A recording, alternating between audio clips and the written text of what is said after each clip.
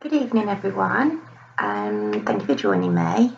True Crime with Jess Rose, and like I just, we spoke about last night. Tonight I want to discuss a really sad case of Ellie Butler, and the show. She actually features on both the shows I'm reviewing, which was Britain's Darkest Taboos and Faking It Tears of a Crime. So whereas the one concentrates on the victim and the other one concentrates on the perpetrator, I think with this one, because it's a little girl, I'd like to talk more about her, to be honest, than her killer. To be honest, I don't think he deserves, to get the full discussion. To be honest, he doesn't deserve it. But basically, so it'd be from both shows, really. And her name was Ellie May Butler, and she was born on the 30th of December 2006. And her mum was Jenny Gray, and her dad was a gentleman by the name of Ben Butler. Actually, I'm saying dad. No, I think we'll say biological father, and that's about all we'll call him. Even her biological mother, let's say. So, beautiful little girl, and Jenny's parents, which is Neil and Linda Gray, went to visit their new granddaughter in hospital, and she's beautiful. And, they're so happy to have, their first grandchild. Jenny seems very happy with, her little beautiful daughter. Her parents, Neil and Linda, haven't actually met Ben yet, the child's father, which suggests to me, it hasn't actually said how long they were together, but if he hadn't met her parents, I'm thinking maybe they weren't together too long. So he does go to visit Ellie at the hospital too, and wants to kind of show that he wants to be part of her life, etc. So anyway, on the 15th of Feb, early evening, Neil and Linda, her grandparents, get a call asking them to get to the hospital. And basically, Ben had rushed Ellie to the hospital saying, she was in her car seat. And when I look back, because I was playing on a computer game, she was listless and she was floppy. And anyway, when the paediatrician looks at her, no, she had a triad of head injuries, bleeding on the brain, everything that consisted with shaken baby syndrome. But not only that, she also had burns to her little forehead, burns to her fingers. And his reasoning behind this is she'd rolled to the radiator and been against the radiator. Wasn't she in a car seat? And anyone who knows, even if you haven't got children, I'm pretty sure we all know a 6-week-old baby can't roll anywhere, but this was his story and he was sticking to it. And yeah, she was very, very poorly. She was really poorly. So after about 5 days, she starts to look up, she gets through it. But social services have obviously been involved, and, she's taken away. She's taken away and put with the foster family, and her grandparents and her mum, kind of. Her grandparents were devastated, that she'd been taken away, and her mum she seemed torn, although she was screaming out, my baby, as she was taken away. She also was saying there's no way that Ben did anything wrong to her. No way. There's nothing he could have, there's no way he could have done that. So fully defending him. And yeah, she was placed in foster care, and Jenny and her parents were allowed to visit her once a fortnight for 2 hours. So not very long. And, the grandparents felt like, they could possibly be watched as well. So that wasn't very nice for them. But as time went on, the relationship with the foster parents did get better, and they were trusted a bit more to spend a bit more time with Ellie, and they were really bonding with her. And eventually they were awarded temporary guardianship over Ellie, her grandparents were, because Jenny, because she was sticking by Ben and believing his story and, you know, trying to convince anyone who would listen, you know, he didn't do this.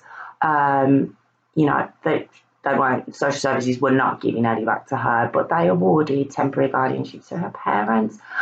And let me just say, Neil and Linda were 61, 62 at the time, you know, so not expecting to have this little baby and be parents again, if you like, but they embraced it, and they were, you know, Neil on Britain's Darkest Taboos, in that particular interview, he said, you know, Linda, his wife, was kind of showing him what to do, and he felt like he was learning again, but, you know, he embraced it, and they loved spending time with her.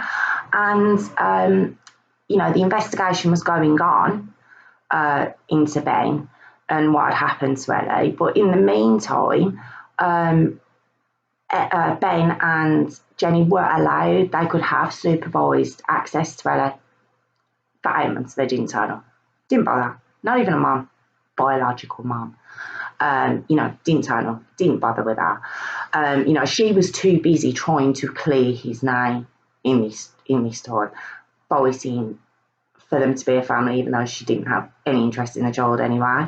But in March 2009, Ben was charged with GPH on Ellie. He was actually charged. He received 18 months in prison. And while he was in there, Jenny has another baby, another little girl, to him, who was abruptly taken away from her. You know, so she wasn't happy with one, you know, having the one, and, you know, there being a question mark over him there. No, she goes ahead and she has another little girl. So, you know, she carries on fighting for him, and, you know, he didn't possibly do this, you know, you need to believe me. And while this is going on and she's fighting his corner, you know, Ellie's, she's having this beautiful little life with her grandparents, and, you know, they were showing that they had a little, obviously she's getting older and she's learning to talk and walk and, you know, all that kind of stuff. And she had a little vegetable patch in their garden and a little trampoline, and, you know, she had this really lovely life, and she was a really happy little girl. If you watch the programme, can I just say, she was beautiful. She was such a pretty little girl. You know, just this cute brown hair and big brown eyes, you know, really, really cute little girl. And so in June 2010, so he'd done most of his time. He appealed his conviction of GBH against Ellie, and his conviction was squashed. They got a group of private social workers involved who said that it was wrong, and it, you know, he shouldn't have been charged with it, and, you know, all Jenny's fighting for him had paid off, and, you know, yeah, he was completely exonerated of his charges. But just because that happened and he was released, it didn't mean that they automatically got Ellie back, and that was Neil and Linda's biggest fear. Now, don't forget, Jenny's Neil and Linda's daughter, so this has got to be really hard for them. You know, that's their daughter, you know, and to realise that your daughter might not have necessarily hurt her child, but was supporting someone who obviously did. You know, that must have been really, really hard for them, but it's really nice to know that they put Ellie first, because her parents certainly didn't. So while Ben and Jenny decided to go on this massive PR campaign about how he was wrongly convicted, and, you know, it was an accident, you know, he didn't know what happened. Anyway, they go on this massive PR campaign, basically to get Ellie back, and they end up going on This Morning with Eamon Holmes, and, you know, portraying themselves as the victims of you know, a miscarriage of justice, and, you know, we just want our daughter back. And while this PR campaign's going on, and it goes on for 2.5 years, he loved going on television. He loved being interviewed. It was, you know, he considered the world his stage, and she was his, you know, co-actress. They never seen Ellie once. Not once in 2.5 years. Not once did they get into contact with this little girl. They could have. And basically, Neil and Linda, every single week, took Ellie to the contact centre, and every single week for 2.5 years, they didn't turn up. I mean, and yet to the public and anyone else, they're looking up, we just want our daughter back, you know, this was a mistake. They could have been seeing her. They could have had a relationship with her. They didn't care about her. They didn't care about her other little girl. You know, I don't actually know the other little girl's name or what's happened. I think a lot of that's been kept quiet, maybe so she can be adopted and maybe live a normal life. I'm not sure about that. But during the PR campaign, they start soiling the grandparents' name then, her own parents, you know, saying that Ellie's not being looked after properly, she's not being fed properly, she's not being clothed properly, you know, really trying to blacken the grandparents who have looked after your child now for, I mean, I think she was 4.5 maybe by then, and they've done everything financially, emotionally for this little girl, and they're not happy with trying to get her back. They want to soil their name in the process. I mean, it's absolutely disgraceful. And between the private social workers, the big media campaign, you know, and just basically this fight for, you know, redemption from his charges, it goes back to the courts, and Lady Justice Hogg, this is the judge's name, decides to call it a miscarriage of justice and exonerates Ben of all charges, and basically says to Ellie's grandparents, Neil and Linda, you've got to give her back. I mean, she hasn't seen them in years. Ellie doesn't know her parents. She doesn't. Their grandparents are all she's known. You know, she didn't even call them mum and dad. You know, they didn't go that route with her. But that was all she knew. And this Lady Justice Hogg, in her wisdom, bought Ben's obvious facade and basically said he was a good guy. He's a nice guy. He was, you know, misjudged, and, you know, he needs to be given a chance, and we need to give the children back to their parents, biological parents. And in the while the fight for Ellie was going on, Jenny and Ben had gotten legal aid. They didn't have to pay for any of these. Whereas her grandparents, who were fighting for her and were the only ones who actually cared about Ellie herself, spent £79,000. They spent all their life savings to, you know, fight for this little girl, because they knew if she goes back, there's no good coming from it. And they lost, you know. And when Lady Justice Hogg, I will keep saying her name, when she, in her wisdom, awarded custody back to Jenny and Ben, Neil shouted out, you know, I want it put on record that you will personally have blood on your hands from this decision. I want this put on record. You know, he said it. He was hoping, you know, it wouldn't be the case, but he says in the programme, you know, he had a premonition. This, you know, this it wasn't going to end well at all for Ellie. And so when I think it was November 2012, social workers come round to Linda and, the grandparents' house, and say, we're going to take Ellie to school now. And fair play to Linda and Neil, they were like, no, we're taking her to school. And what they were told is when they leave her at school, they can't tell her goodbye. They can't obviously tell her what's happening. And what was happening, they were dropping her to school. Her parents were picking her up from school. And that was it, she was living there. I mean, she was 5 at this point. Not even to explain to her, not even to say that this is what's going to happen. The grandparents' hands were tied behind the back. They weren't allowed to give her any warning. She would, he's described it that he felt like he betrayed her, by handing her over. What would that little girl, what must have she have thought?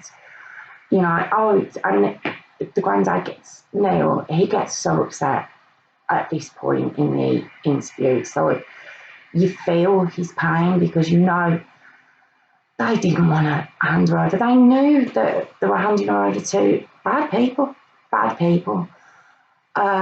So they hand her over, and there's a lot of family videos of showing Ben and Jenny playing with Ellie, playing football and, acting the happy family.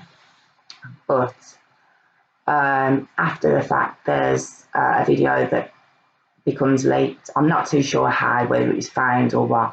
And it actually shows it's been recorded by accident, possibly, in the house. And poor Ellie wears glasses.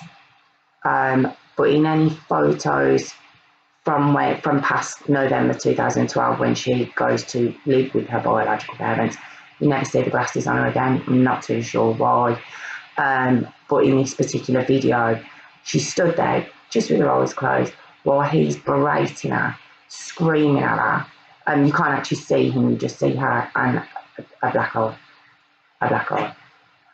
And she didn't seem fazed by it either. She didn't seem scared. It was obviously a regular occurrence by this point. It's just so sad. And then Neil said they didn't get to see her very often. It was only when Jenny agreed to bring her to see them. And they went to see her in McDonald's in Sutton Coldfield, and they hadn't seen her for a while, and they were gobsmacked at her appearance. If you see the home recordings, like I say, whether it be on Britain's Darkest Foods or Faking It Tears of a Crop, you see how well she was looked after. Her hair was always cut lovely. She was immaculately dressed. When they turned up to see her, obviously now she's with her biological parents, she had odd shoes on, she had odd socks on, and her hair was unkempt. It was just really sad. And you see a photo of her and your heart just goes out because she looks so different. She actually looks like she's aged a little bit, this little girl does. She looks really withdrawn, and it's just like she's been through hell. It looks like in that one single photo you can see of her. It's very, very sad. And the grandparents were in tears, waving her off, and that was the last time they see her.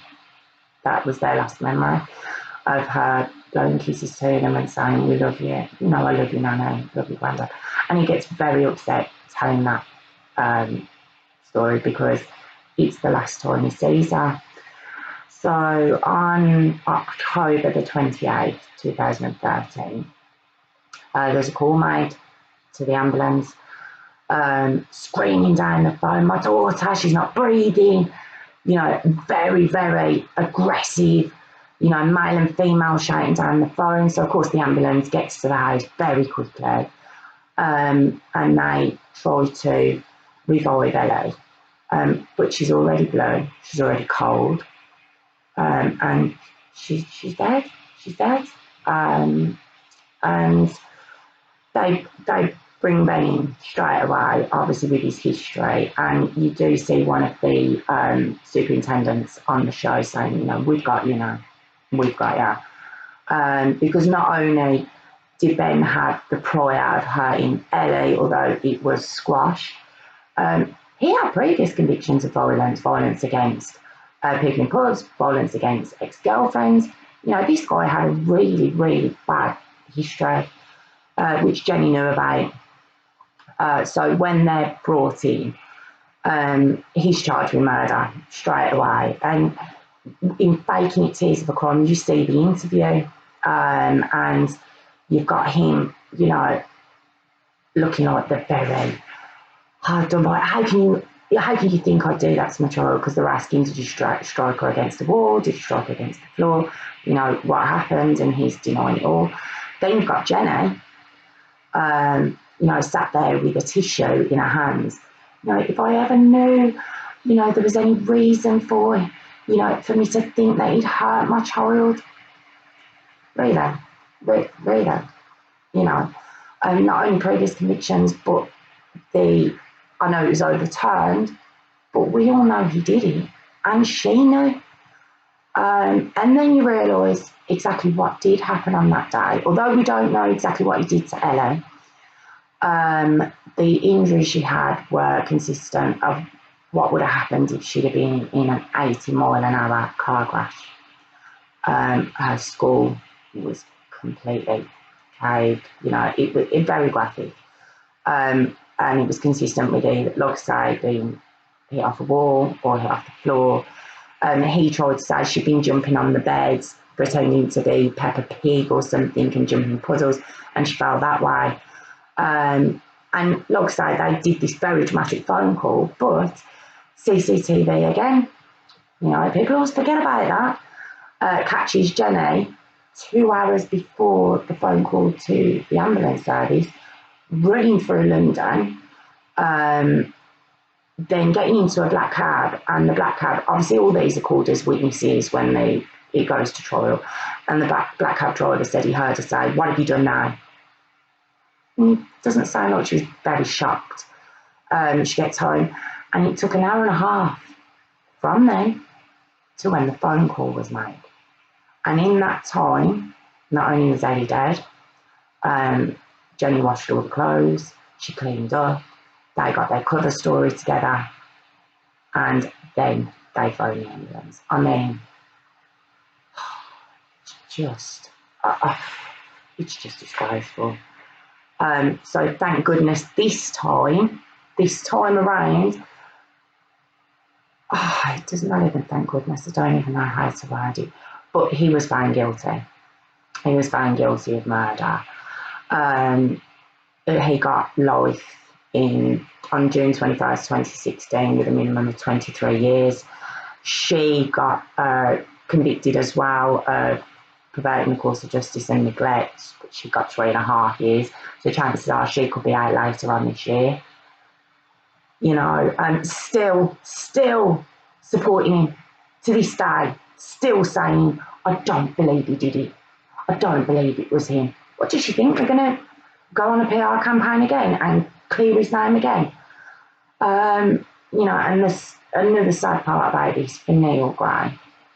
So he's lost his daughter, you know, obviously disowned her completely. He's lost his granddaughter. And then just before the murder trial began, he lost his wife to a long-standing battle of cancer. They were married 45 years. You know, all he's got is it's just heartbreaking, these cases. And, you know, all he wants now, you know, just for some peace of mind, I suppose, he wants an apology. He wants an apology from that lady, Justice Hogg. You know, and she won't give one. she won't give one. She doesn't actually think she did anything wrong by awarding custody back to the parents. I mean, the poor child was dead within a year, and this woman doesn't seem to think she owes anyone an apology. To this day, there's been no apology given to Neil or anyone else. You know, no admission of, I messed up. You know, I don't know what to do. Resign. You're obviously not fit to be in the job you're in and make those decisions. although Ben, essentially he was the one who killed his daughter, there was a lot of other factors, where she could have been saved. And that's why I said this is such a sad, sad case. I mean, they're faking it is a crime when the experts come on. They look at Jenny when she's giving her interview. And like I say, she's got a tissue in her hand and giving all the tears and, I don't know what's happened and he would never do that. The tissue stays dry from beginning of interview to end of interview. That, and they spot with the things on it where obviously there's no tears. There's no tears coming out. Little known fact about Jenny Gray, she tried to be an extra in EastEnders. She did have some acting experience. No, not really. It's probably why she didn't make it anywhere in EastEnders, because her acting was atrocious. You can say I'm really, really. It's such a sad story, but it could have been. It didn't have to happen. This didn't have to happen. This poor little girl and this poor grandfather who's been left, no granddaughter, no daughter, no what. It's just so, so sad. I did tell you this was going to be a sad story. I'll pop a link in the bottom. I think I'll pop a link in for Britain's Darkest Taboos, because it tells a lot more of the story, a lot more in depth. And you get to see the little girl I'm talking about and put a face to her name. And she really was the most lovely, lovely looking little girl. And yeah, it's just awful, just absolutely awful. But I'd like to know your opinions on this Lady Justice Hogg. Obviously, I can't see anyone agreeing that she did the right thing, but maybe you can cast some light on, why would she have come to that decision?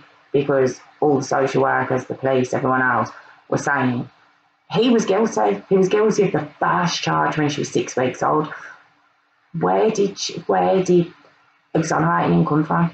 I don't get that. I don't understand that. So I'd like to know your opinions on that. And I want to thank you very much for joining me again this evening. I know it's a bit of a sad one, but I felt like it needed to be discussed.